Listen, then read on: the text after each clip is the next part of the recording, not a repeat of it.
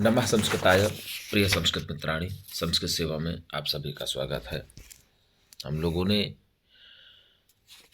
पढ़ा उत्तरामचरितम का तृतीय अंक का हम लोगों ने 16वां श्लोक पढ़ लिया और 16वें श्लोक की कथा भी हम लोगों ने थोड़ा सा पढ़ा, जिसमें माता सीता कहती है भगवती तमसे से कि अरे भगवती तमसा, इस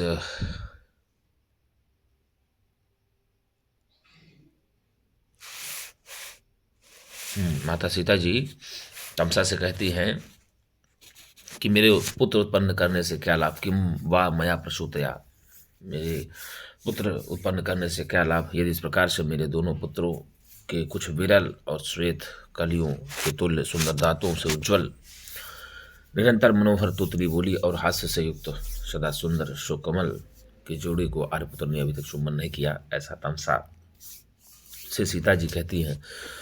तो तमसा ने कहा था अस्तु देवता प्रसादात, अर्थात देवताओं की कृपा से ऐसा ही होगा।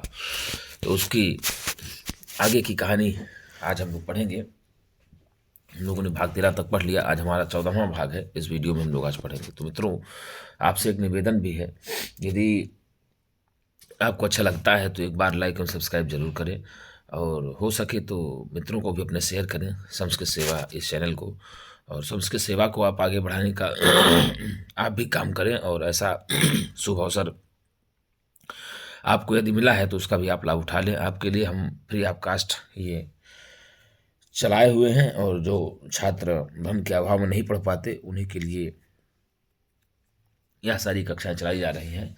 और बता दें गुरुजी, यदि आपने अभी तक चैनल में आप नए हो तो हम पुराने अभिज्ञान शाकुंतलम चतुर्थ अंक आप पढ़ लीजिए, उत्तर और किरातार्जुनीय पढ़ लीजिए, प्रथम सर्ग पूरा दिया हुआ है, शिवराज विजय पूरा पढ़ा दिया गया है, उत्तरमचरितम चल रहा है। तो धीरे धीरे हम संपूर्ण ग्रंथों को आपको अध्ययन करा देंगे, तो आपको चिंता नहीं करना है। संपूर्ण विषय पढ़ाने का हमने ठेका ले लिया है, तो होगा ही होगा। और भी आपको जहाँ कहीं से कुछ मिलता रहे तो आप पढ़ते रहिए। हम ये नहीं कहेंगे कि आप केवल और केवल संस्कृत सेवा में ही रहिए, संस्कृत सेवा में ही तो रहिए, जरूर पढ़िए जो हम पढ़ा रहे हैं, लेकिन आप अपनी तैयारी पूर्णतः अच्छी तैयारी करिए, बढ़िया से करिए। मित्रों, हम तो आपको एक मार्गदर्शन कर सकते हैं, हम आपको पढ़ा कह सकते हैं, बस मार्गदर्शन करने का प्रयास कर रहे हैं। तो निवेदन आपसे यही है कि यदि आपको तनिक अच्छा लगे तो एक बार लाइक और सब्सक्राइब भी जरूर करें। तो अब सीता जी कहती हैं भगवती तम से, अरे भगवती तमसा, एतेन अपत्य संस्मरणेन उच्छ्वसित प्रश्नुतस्तनी इदानीं वत्सयोः पितुः सन्निधानेन क्षणमात्रे संसारिणी समृद्धास्मि। हे भगवती, इस पुत्र स्मृति से, एतेन अपत्य संस्मरणेन, इसमें पुत्र की स्मृति से मेरे स्तन जो है ना, वसित प्रश्नुतस्तनी, मेरे स्तन जो है फड़कने लगे हैं। क्या होने लगे हैं? फड़कने लगे हैं। माँ सीता तमसा से कहती हैं कि अरे भगवती तमसा, इतने समय अपत्य संस्मरणेन, अर्थात पुत्रों की याद आ जाने के कारण, पुत्रों की याद आ जाने के कारण या पुत्रों की स्मृति के कारण ही मेरे जो स्तन हैं वो इतने समय फड़कने लगे हैं। क्या होने लगे हैं? फड़कने लगे हैं, और उनसे दूध बहने लगा है। क्या बहने लगा है? इतने समय वही कहा ना कि इदानीम उच्छ्वसित प्रश्नुतस्तने, मेरे दोनों स्तन फड़कने लगे हैं और दूध बहने लगा है। स्वाभाविक है कि माँ पुत्र को देखती है तो माँ का पुत्रवत वात्सल्य जग जाता है, और जिन बच्चों ने अभी तक माँ के स्तन का दूध ना पिया हो तो वो माँ तो जरूर एक बार सोचेगी ही कि बताओ, वो पहले ही कहा कि मेरे इन दोनों पुत्रों को जन्म देने से क्या लाभ, जिनके दूध जैसे दांत और कमल जैसे मुख वाले पुत्रों को तो आर्य पुत्र ने अभी तक चुंबन नहीं किया था। तो तमसा ने कहा था कि नहीं, देवता प्रसादात, देवता की कृपा से, भगवान की कृपा से ऐसा ही होगा। तो वही सीता जी कहती हैं कि अरे भगवती तमसा, एतेन अपत्य संस्मरण, अर्थात अपत्य मतलब संतान हो जाता है।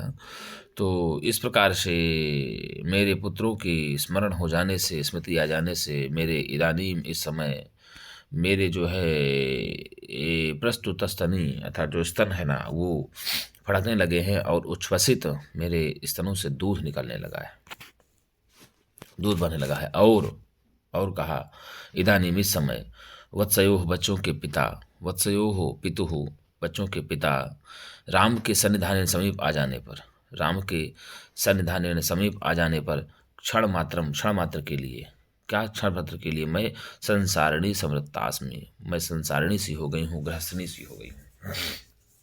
माता सीता कहती हैं कि इस समय देखो, पहली बात तो पुत्रों का मुझे स्नेह हुआ और पुत्रों के स्नेह के कारण से मेरे दोनों स्तन फड़कने लगे हैं, और स्तन फड़कने लगे जब तो दूध की धारा मेरे स्तनों से बह गई है।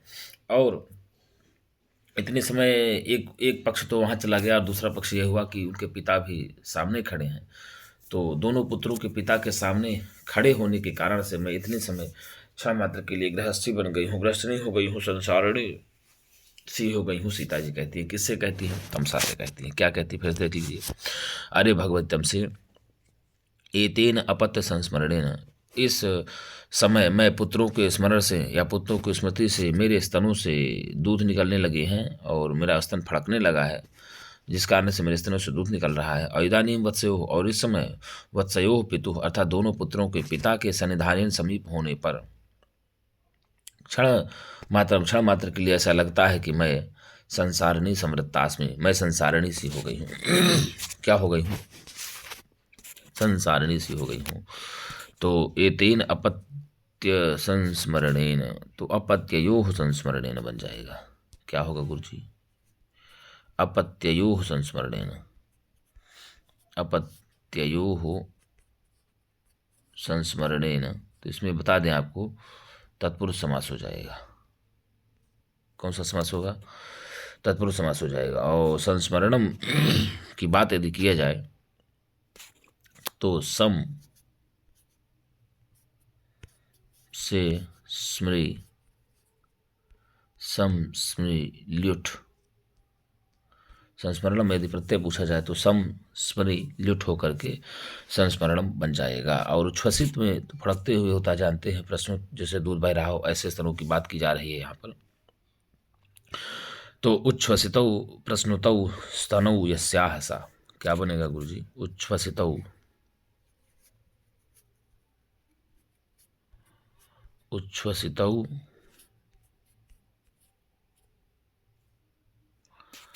प्रश्नुतौ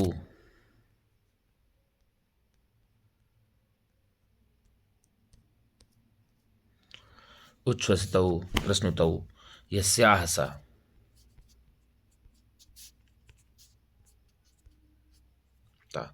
तो ये बन जाएगा उच्छ्वसित प्रश्नुतस्तनी बहुब्रीहि समास। कौन सा समास?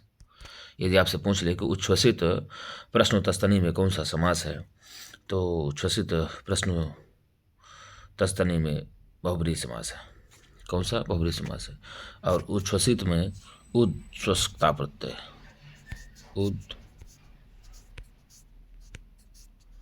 उच्छ्वसता प्रत्यय लग करके बन जाएगा। और प्रश्नोत में भी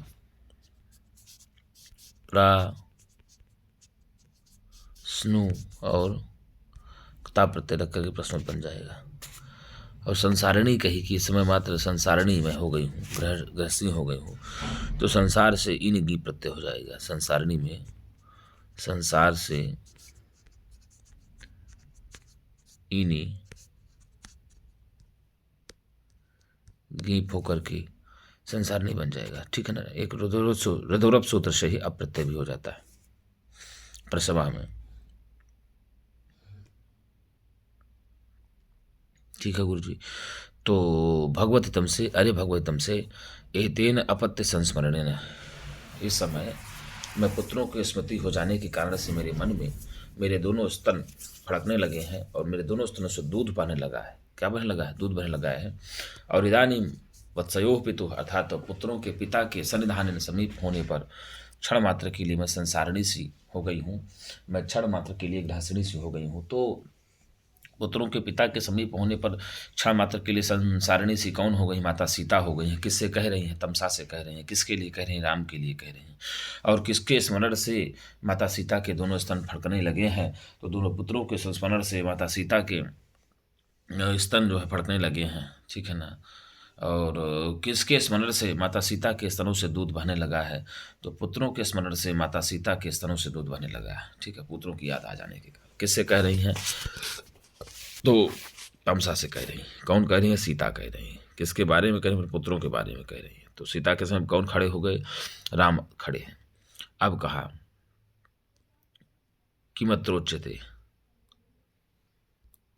तमसा कहती हैं किमत्रोच्यते। तमसा क्या कहती हैं? किम अत्र उच्यते, और क्या कहा जा सकता है? इस जो है संतान के प्रेम में, जो आपको इतना अपने पुत्रों के प्रति प्रेम है, तो इसके विषय में और कुछ क्या कहा जा सकता है? अत्र किम उच्यते, अब यहाँ पर क्या कहा जा सकता है? आपको अपने पुत्रों के प्रति इतना प्रेम होगा ही, बिल्कुल निश्चित है कि होना ही चाहिए, तो इसके विषय में और क्या कहा जा सकता है? प्रसवाः खलु प्रकर्ष पर्यंताः स्नेहस्य, ये पंक्ति पूछती है कि प्रसवाः खलु प्रकर्ष पर्यंताः स्नेहस्य, इस पंक्ति की वक्ता कौन है? तो इस पंक्ति की वक्ता है तमसा।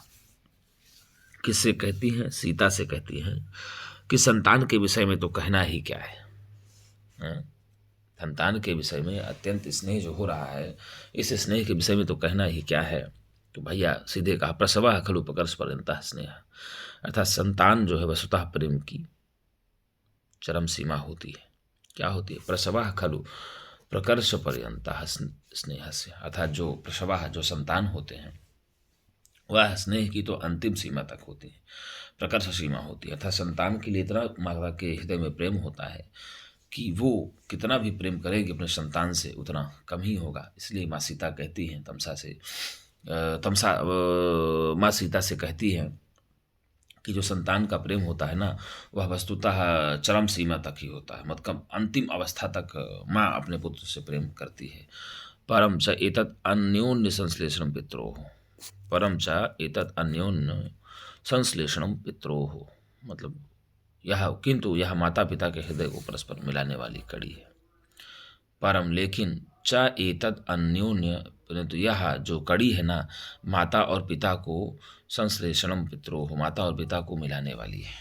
यही पुत्रों का स्नेह, संतानों का प्रेम जो अंतिम अवस्था वाला होता है, अत्यंत प्रकर्ष अवस्था में होता है, यही माता और पिता दोनों को मिलाने का काम करती है। परस्पर जो दोनों का हृदय होता है उसको मिलाने का काम करती है।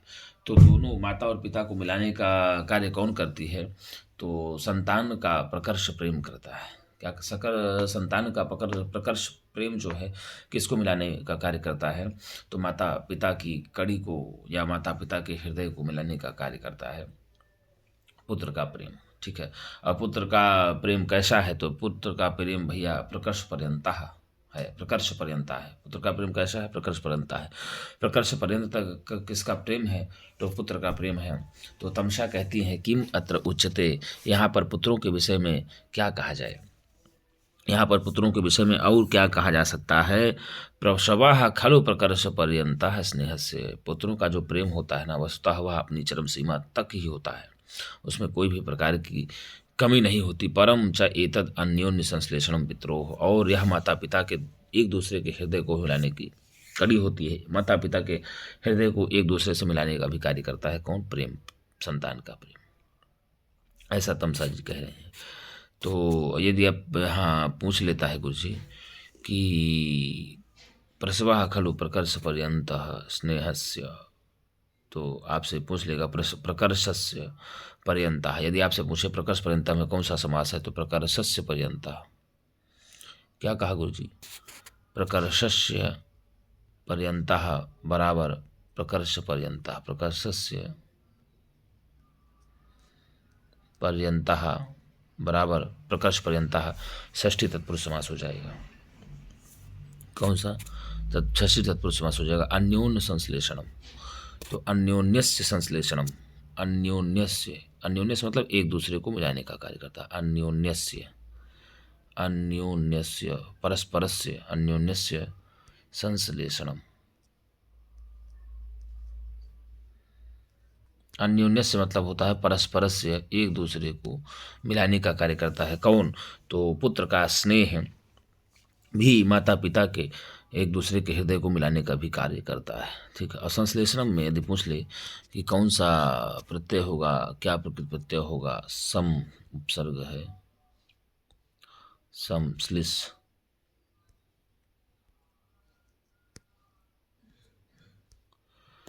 संश्लिष रिच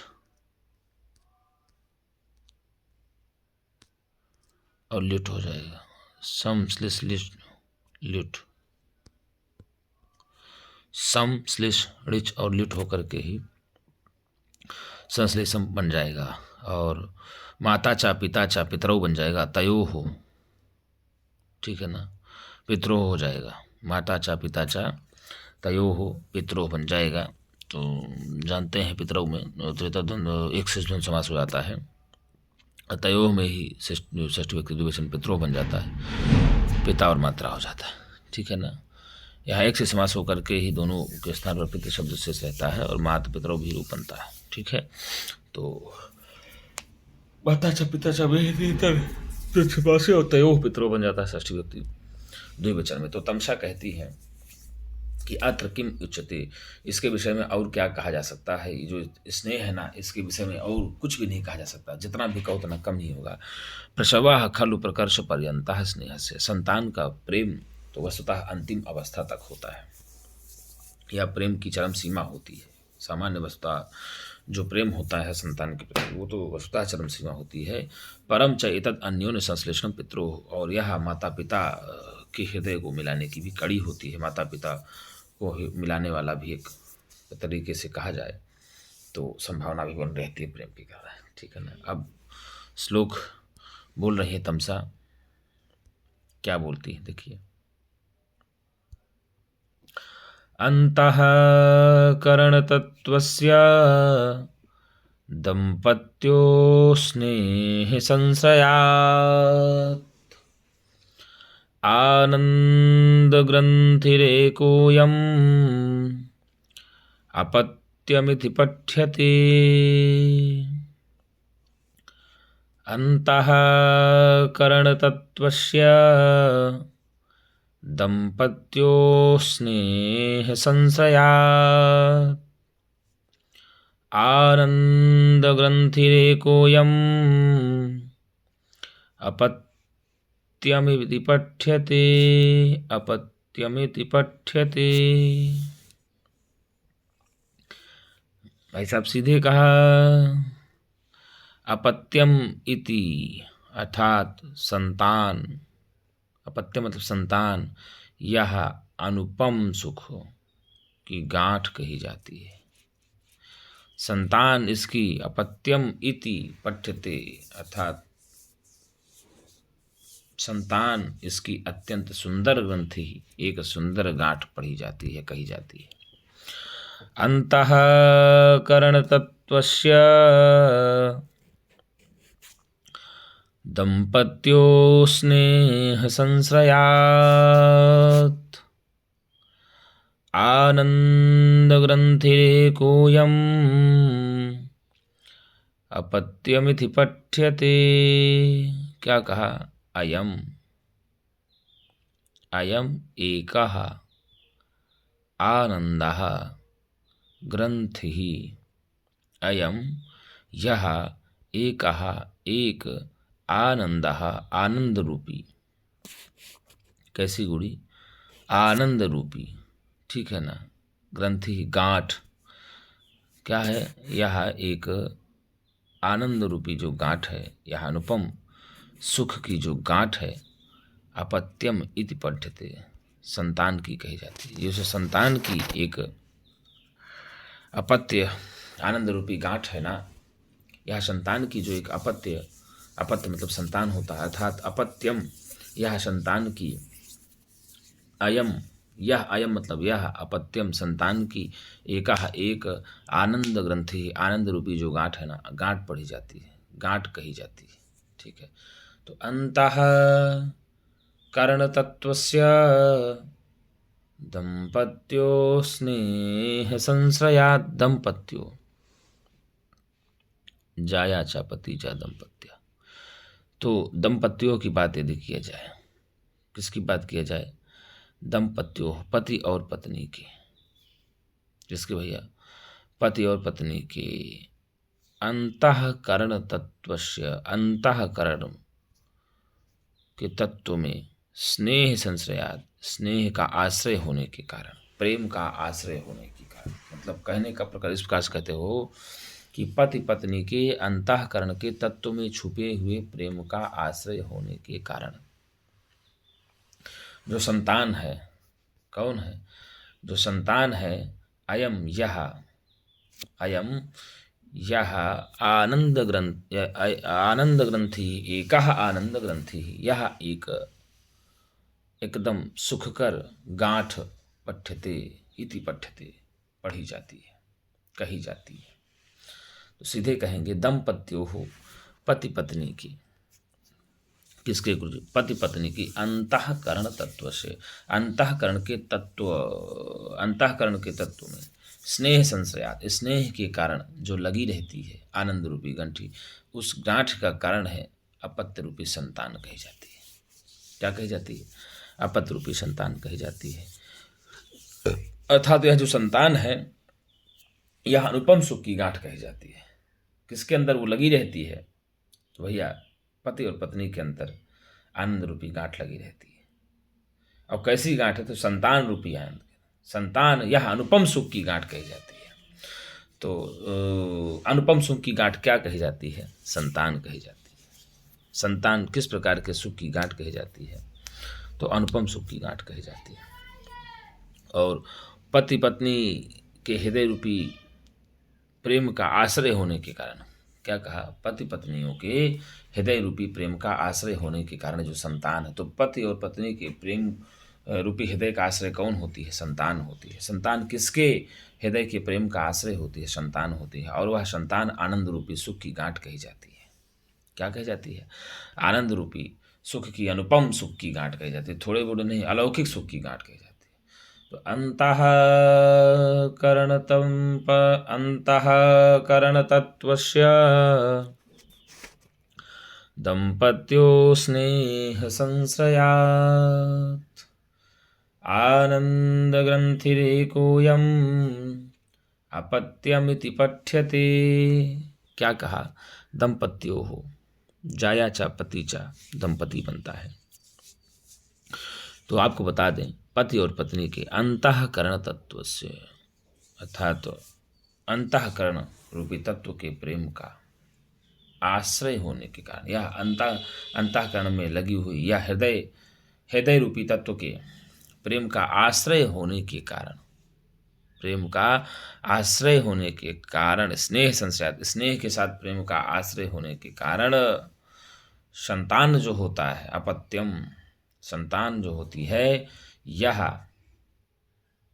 जो संतान होती है, यही अनुपम सुख की गांठ कही जाती है।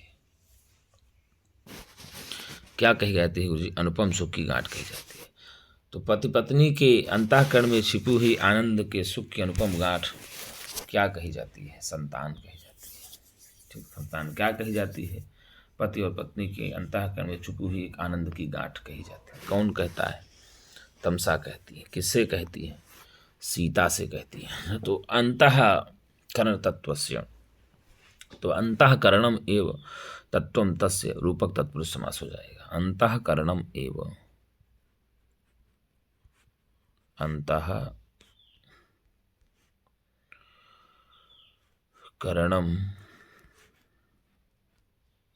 एव, अंतःकरणम एव तत्वम तस्य, अंतःकरणम एव तत्वम तस्य रूपक तत्पुरुष समास, रूपक तत्पुरुष समास हो जाएगा।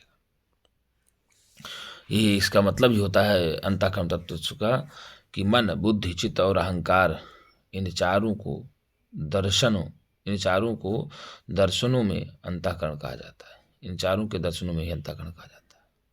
अंतःकरण का अर्थ होता है, अंतःकरण अर्थात इंद्रियां, यहाँ केवल हृदय अर्थ में ही प्रेत है। किस अर्थ में? हृदय अर्थ में प्रेत है। कहता क्या है कि दंपत्यो हो, पति और पत्नी के। किसके गुरु जी? पति और पत्नी के अंतःकरण तत्वस्य, अर्थात हृदय रूपी तत्व। किसके भैया?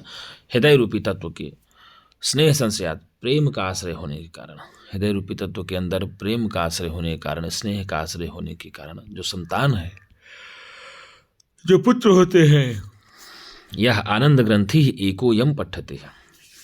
अर्थात यह अनुपम सुख की गांठ ही कही जाती है। अनुपम सुख की गांठ क्या कही जाती है? तो संतान जो है ना, किसी पुत्र को की अनुपम सुख की गांठ कही जाती है। स्नेह संशयात, तो स्नेहस्य संशयात बन जाएगा। क्या गुरु जी? स्नेहस्य संशयात,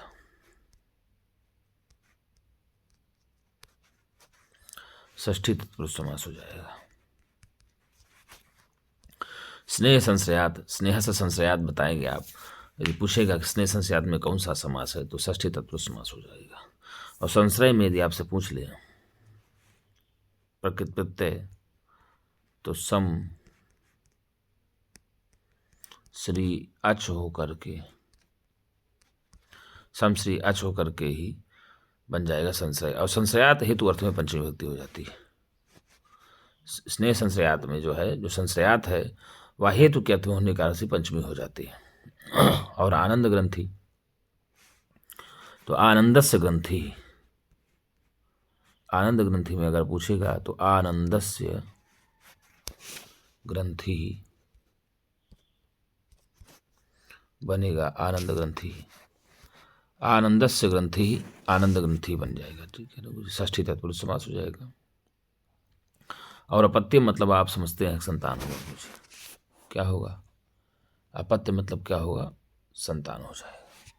ठीक, तो इस प्रकार से यहाँ पर अगर बात किया जाए तो यही कहती हैं तमसा किम अत्रोच्यते, अरे इसके विषय में, इस प्रेम के विषय में और क्या कहा जाए।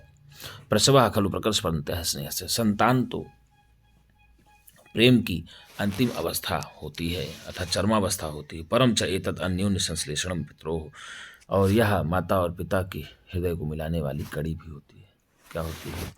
माता और पिता के हृदय को मिलाने वाली कड़ी ही होती है। इसलिए ही यहाँ इसको स्नेह का कहा। अंतःकरण तत्वस्य दंपत्यो स्नेह संश्रयात्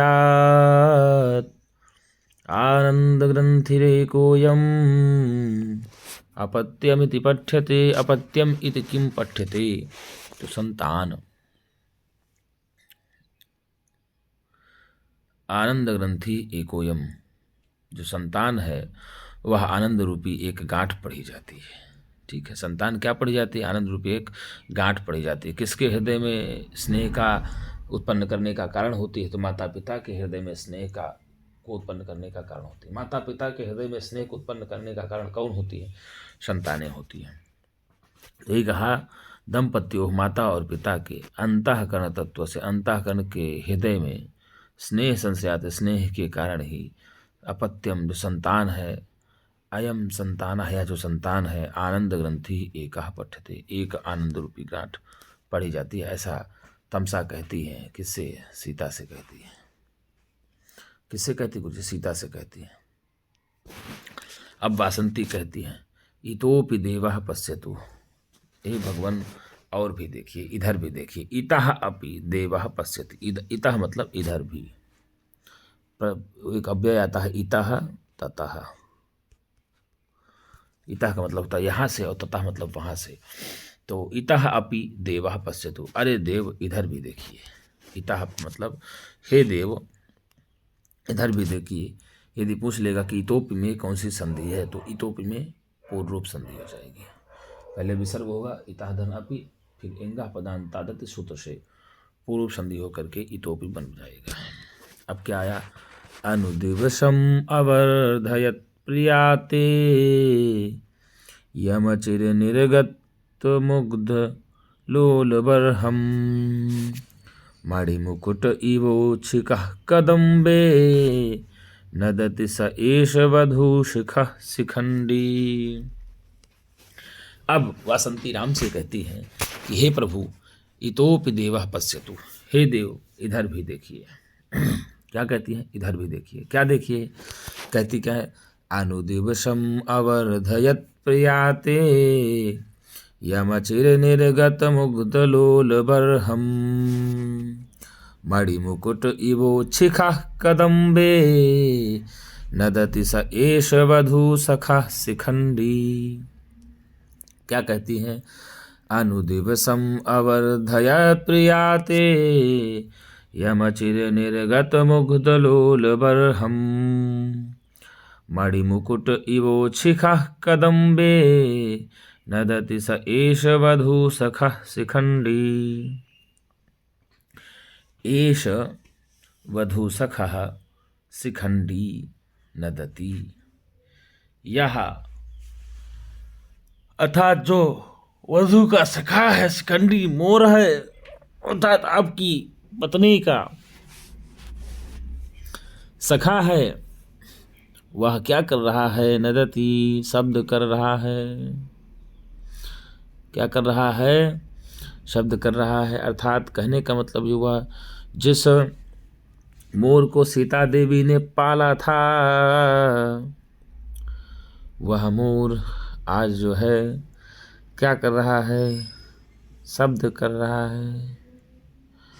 और कैसा शब्द? इवोच शिखा है, उन्नत शिखा वाला, मणि मुकुट अर्थात मणि जैसे मुकुट के समान, अर्थात उच्च इवोच शिखा है, उच्च मतलब उच्च शिखा इव ऊंची शिखाओं वाला, मणि मुकुट के समान प्रतीत होता हुआ यह जो मोर है वो शब्द कर रहा है। कहाँ कर रहा है? कदम्बे, कदम्ब के डाल में बैठ करके।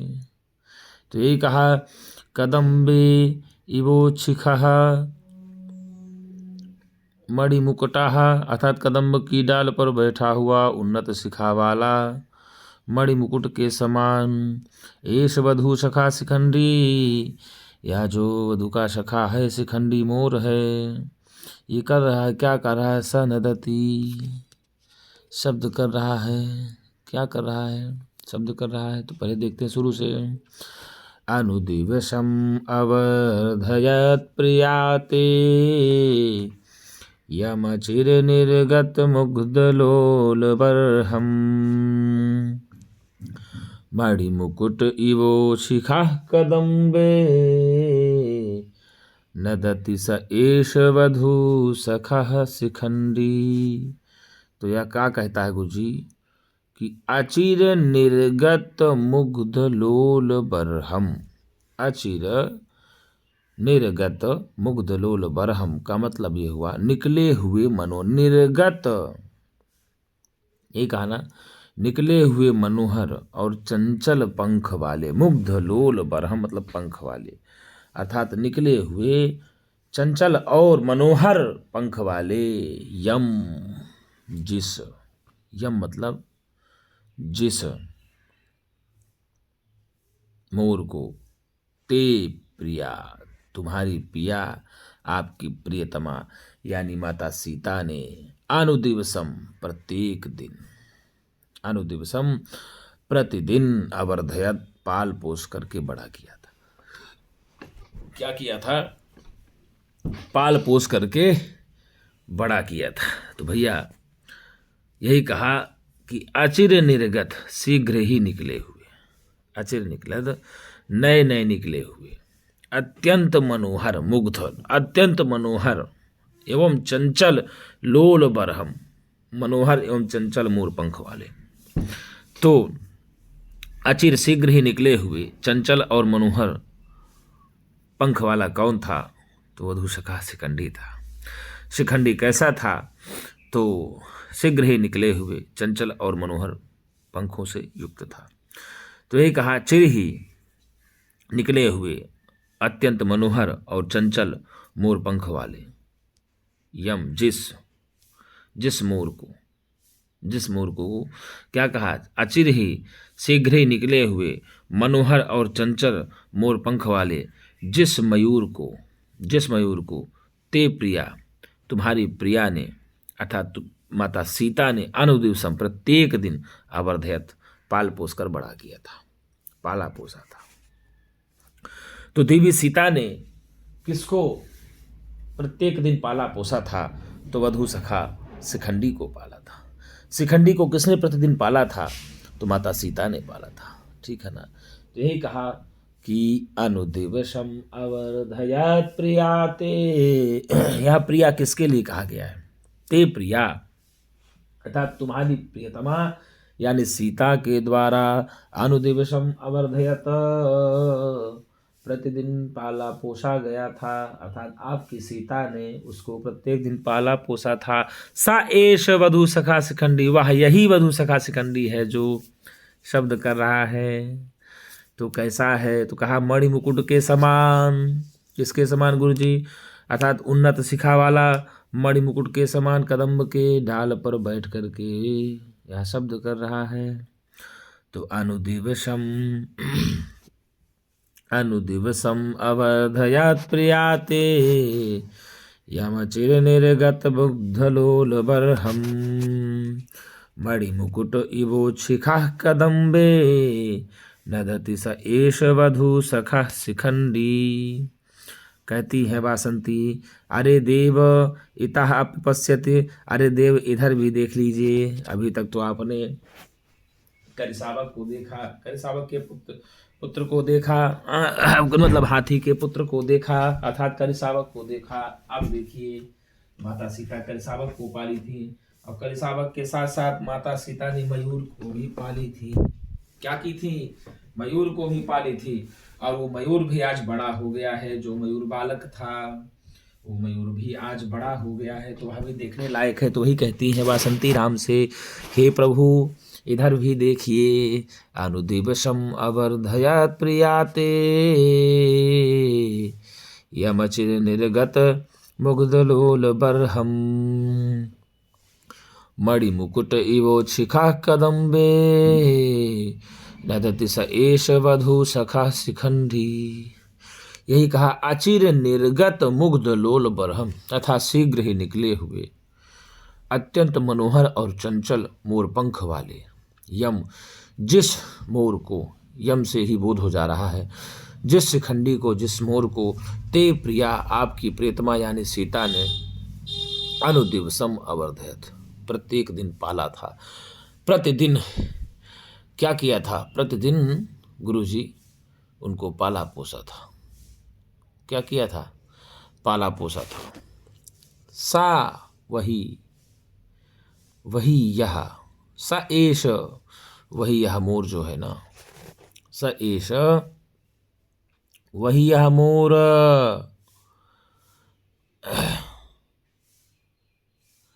अपनी पत्नी मोरनी के साथ, किसके साथ, वही यह मोर शिखंडी वधू सखा, वही यह मोर जो सुख शिखंडी है वधू सखा अपनी पत्नी के साथ, किसके साथ, वही यह मोर अपनी पत्नी के साथ कदम्बे, कदम्ब के वृक्ष में, उच्छिखा इव उन्नत शिखा वाला, उच्छिखा उन्नत शिखा वाला, मणि मुकुट इव मणि मुकुट के समान होता हुआ, मणि मुकुट इव मणि मुकुट के समान होता हुआ क्या कर रहा है, सनदति शब्द कर रहा है। तो यही कहीं कि चिर निर्गत अर्थात चिरकाल अर्थात अचिर शीघ्र ही निकले हुए मनोहर एवं चंचल मोर पंख से युक्त जिस मयूर को, जिस शिखंडी को माता सीता ने, तुम्हारी प्रिया ने पाला था, अनुदिवसम प्रतिदिन पाला था, स एषु वधू सखा शिखंडी, अर्थात वही मयूर आज अपनी प्रियतमा यानी पत्नी के साथ, आज वही मोर अपनी पत्नी के साथ कदम्ब के वृक्ष में बैठ करके, कदम्ब के वृक्ष में बैठ करके उच्च शिखा ऊंची शिखा वाला, ऊंची शिखा वाला मणि मुकुट इव मणि मुकुट सा प्रतीत होकर, मणिमुकुट सा प्रतीत होता हुआ।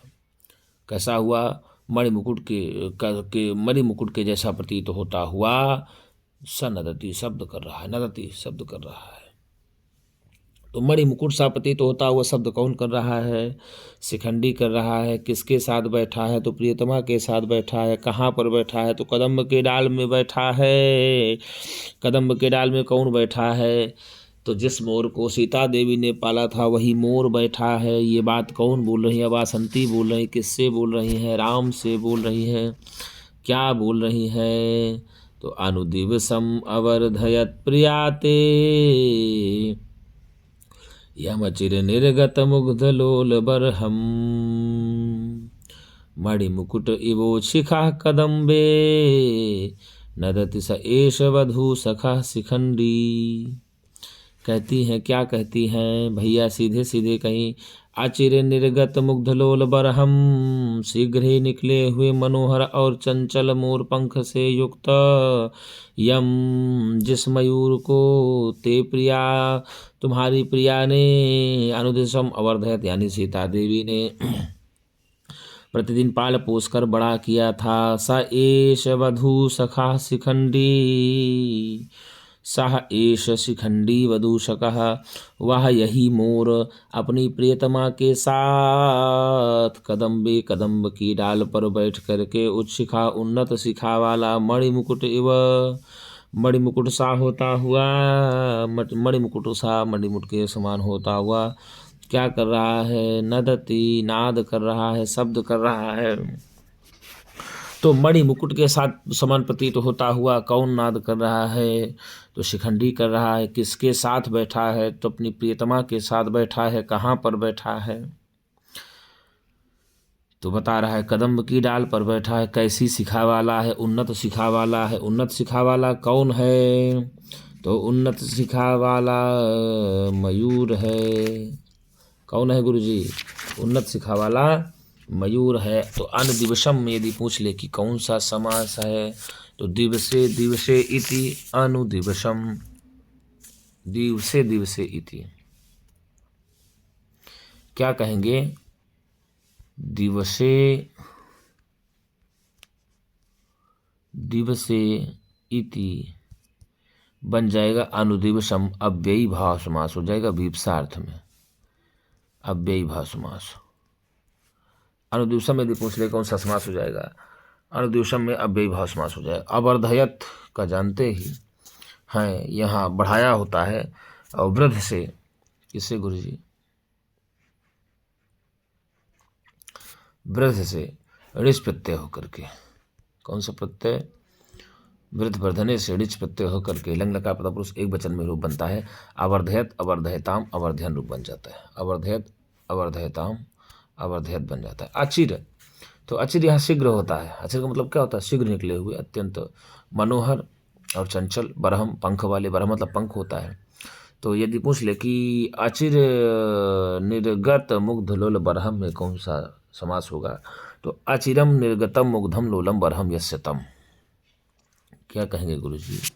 अचिरम निर्गतम, अचिरम निर्गतम मुग्धम लोलम, मुग्धम लोलम, अचिरम निर्गतम मुग्धम लोलम बरहम यस्य तम। बरहम मतलब मोरपंख होता है। यस्य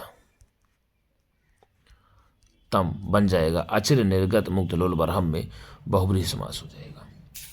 अर्थात शीघ्र ही निकले हुए, ठीक है ना, शीघ्र ही निकले हुए मनोहर एवं चंचल मोर पंखों वाला कौन?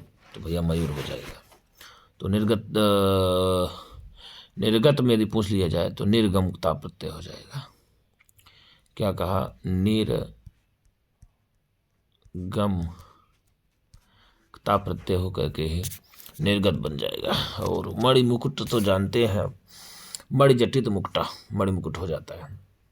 यहाँ शाक पार्थिवादि के तुल्य में मध्यम पदलोपी समास हो जाता है, ठीक है ना गुरुजी। और शिखा की बात की जाए उच्छिका की यदि बात किया जाए तो उद्गता शिखा यस्य, क्या कहेंगे? उद्गता शिखा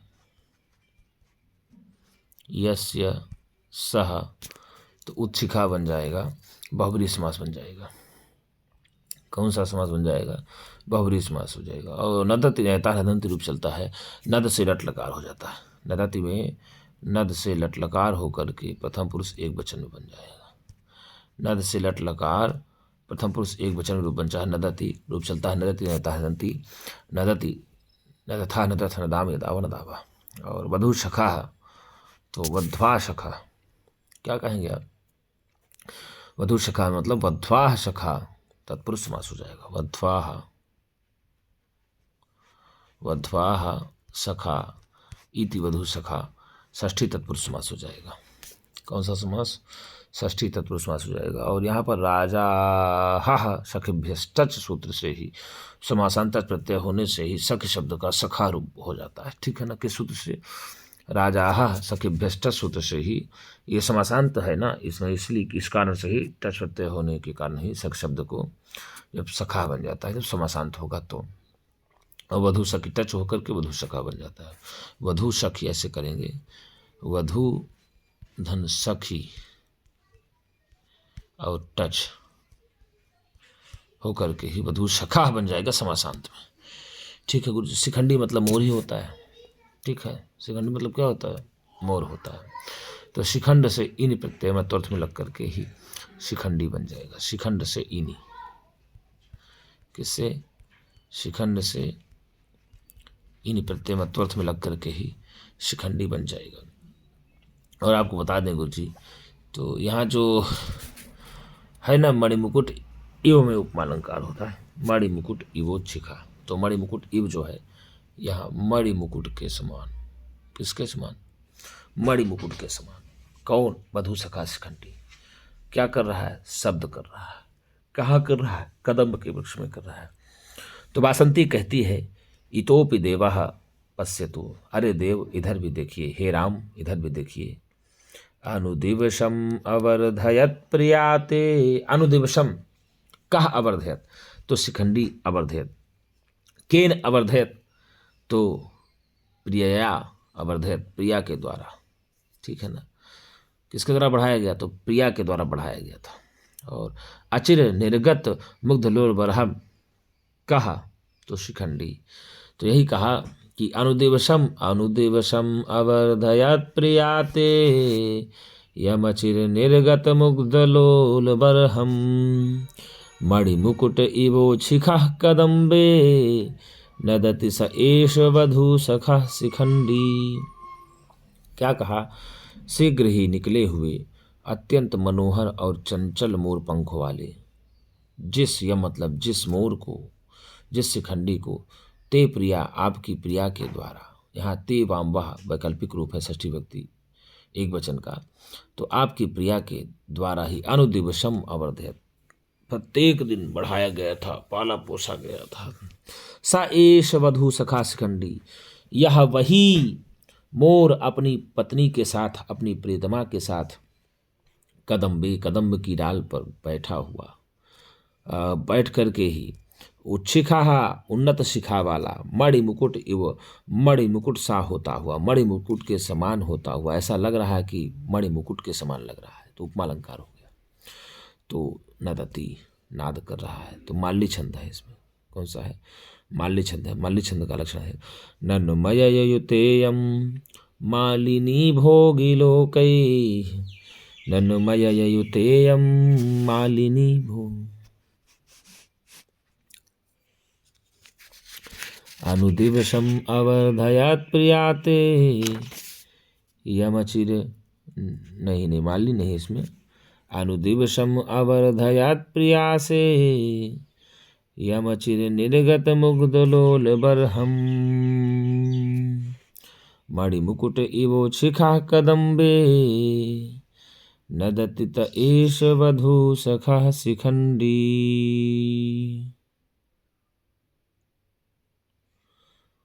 तो गजब का है गुरुजी। तो इस प्रकार से आप देख लेंगे, अनुदिवसम अवर्धयत प्रियाते,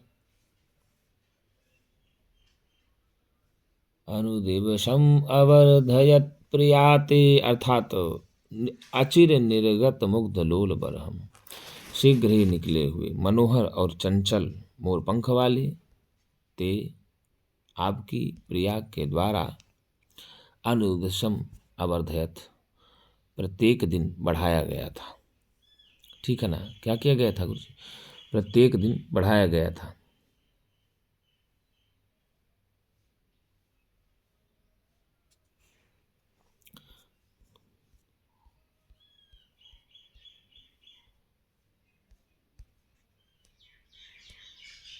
यहाँ मालिनी नहीं होगा,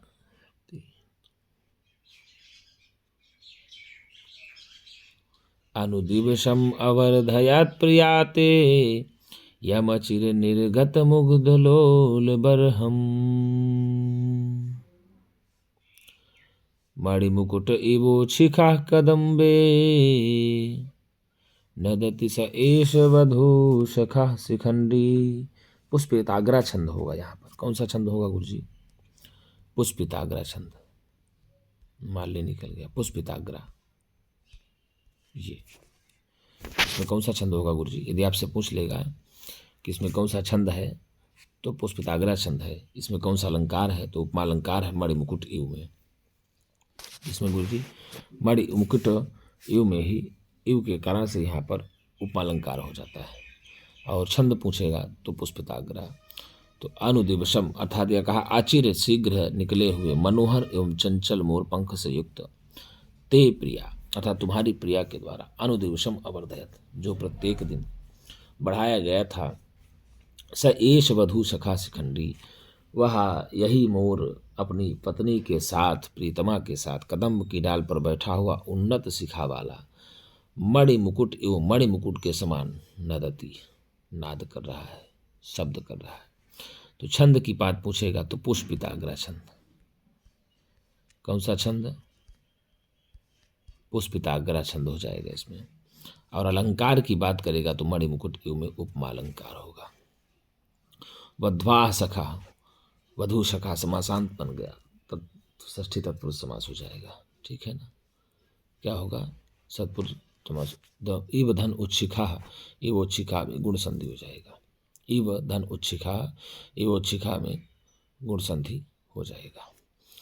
तो इस प्रकार से हम लोगों ने देखा। एक बार फिर देख लेते हैं गुरु जी थोड़ा सा संक्षेप में, जल्दी जल्दी। वहाँ तक कहानी हम लोगों ने पढ़ा था, श्लोक जो है 16 तक ना। तो श्लोक 16 तक हम लोगों ने पढ़ लिया था। उसके बाद ही देखिए, भगवत तम से एतेन अपत्य संस्मरणेन उच्छ्वसित प्रश्नुतस्तनि इदानीम वत्स्योः पितुः सन्निधानेन क्षमात्रम संसारिणी समृत्तास्मि। सीता देवी कहती है कि हे भगवती तमसा, अपनी पुत्रों के प्रेम का स्मरण हो जाने से ही मैं जो है, मेरे दोनों स्तन फड़कने लगे हैं और मेरे दोनों स्तनों से दूध निकल रहा है। और इदानीम वत्स्योः पितुः, इतने पुत्रों के पिता के सामने होने पर क्षण मात्र के लिए मैं संसारिणी सी हो गई हूँ, गृहस्थनी सी हो गई हूँ, ऐसा सीता जी कहती हैं। फिर जो है तमसा कहती है कि किम अत्र उच्यते, इस प्रेम के विषय में क्या कहा जाए। जो संतान का प्रेम होता है वह तो अंतिम अवस्था तक ही होता है। परम च एतद अन्योन सस्लोह पितरोह, और यही प्रेम माता और पिता एक दूसरे के हृदय को मिलाने वाला काम करता है, माता पिता के हृदय को मिलाने का भी काम करता है। अंतःकरण तत्वस्य दंपत्यो स्नेह संश्रयात् आनंद ग्रंथिरेकोयम अपत्यमिति पठ्यते। अर्थात पति और पत्नी के का जो प्रेम होता है वह अंतःकरण में छुप, अंतःकरण अर्थात हृदय के अंदर स्नेह को प्रकट करने के कारण ही जो संतान है यह एक आनंद रूपी ग्रंथि कही जाती है।